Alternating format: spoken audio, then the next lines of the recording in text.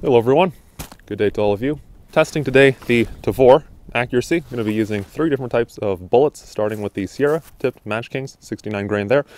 Then moving to Nosler AccuBond, 69 grain as well.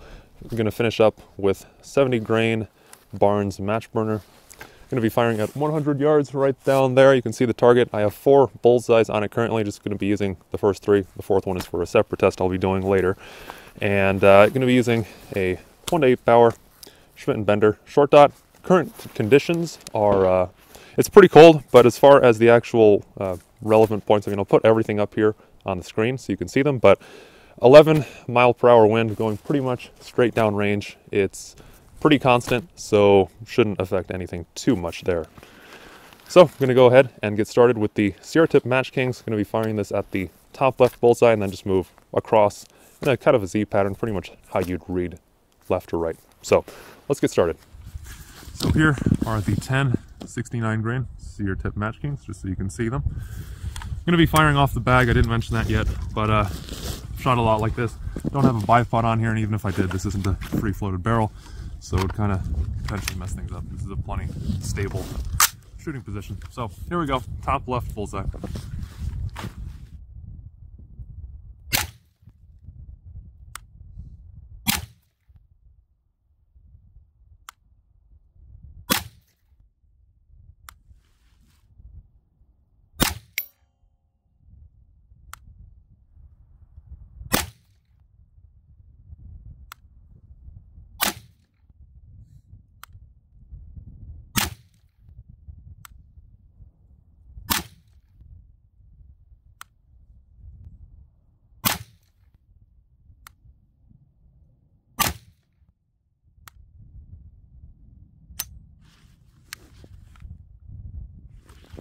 Now next up, firing at the top right bullseye, is the 70 grain Nosler AccuBond, those white tips right there.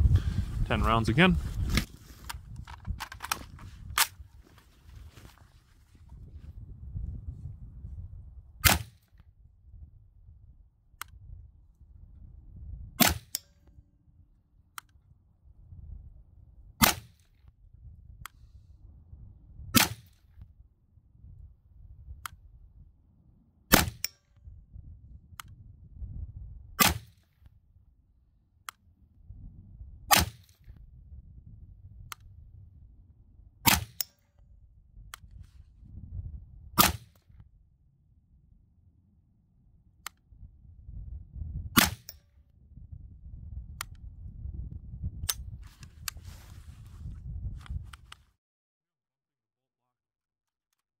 All right, last up is 10 rounds of 69 grain Barnes match burner. These will be fired at the bottom left bullseye.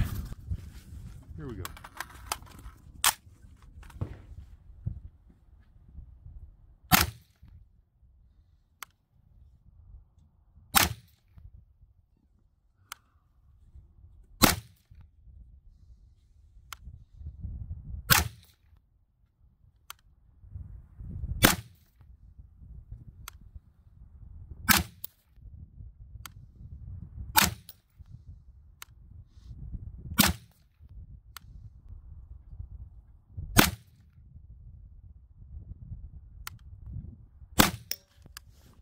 All right, we'll go see how those did.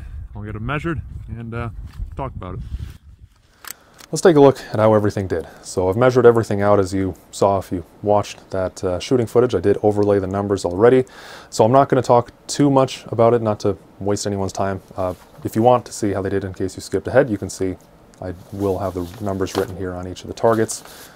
So all of these shot pretty consistently. There was one flyer on group 3, the 69 grain Barnes match burners, this one, and I'm saying that's a flyer because it was pretty much twice the distance of any of the rest of the rounds in this main 9-shot group here.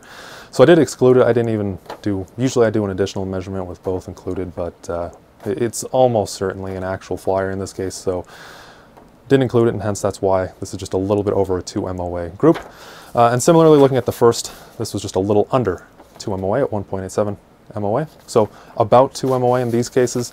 The 70 grain Nosler AccuBonds, on the other hand, got a 1.3 MOA, and that is with the 10-shot group. No weird flyers or anything like that. Shot really good.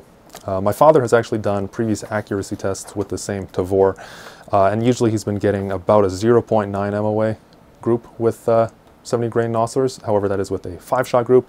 So given that this is a 10-shot group and accounting for barrel heating, even in those cold temperatures, it still has an effect. 1.3 MOA sounds very reasonable.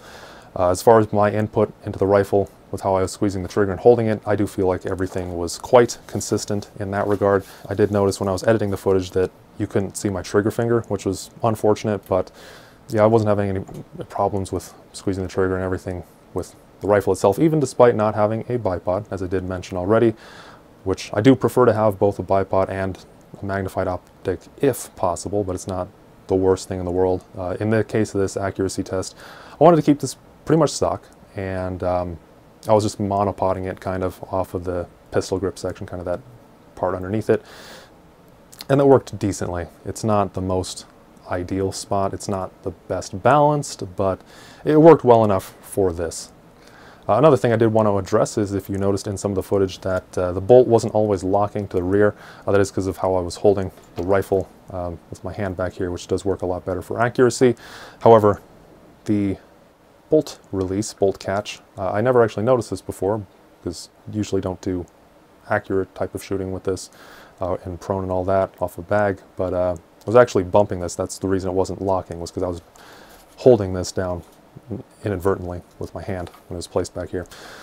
So no actual malfunctions on the rifle itself with the ammo or anything. It was just, that's what was going on there. It was just, I was apparently pushing on it. Overall, I'd say this was a good accuracy test, and it was interesting results. I wasn't sure what to expect from this. I've heard some people on the internet say that this is a 3 or 4 MOA rifle, and others claiming about this. So yeah, about 1.3 MOA at the best. Usually it looks like about a 2 MOA rifle, which is quite solid.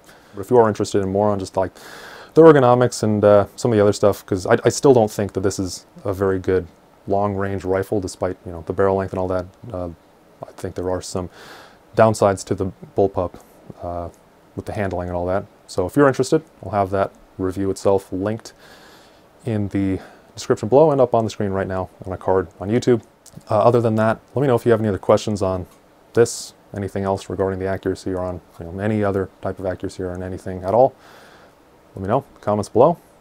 Thank you all for watching. Take care, and I'll see you all in the next one.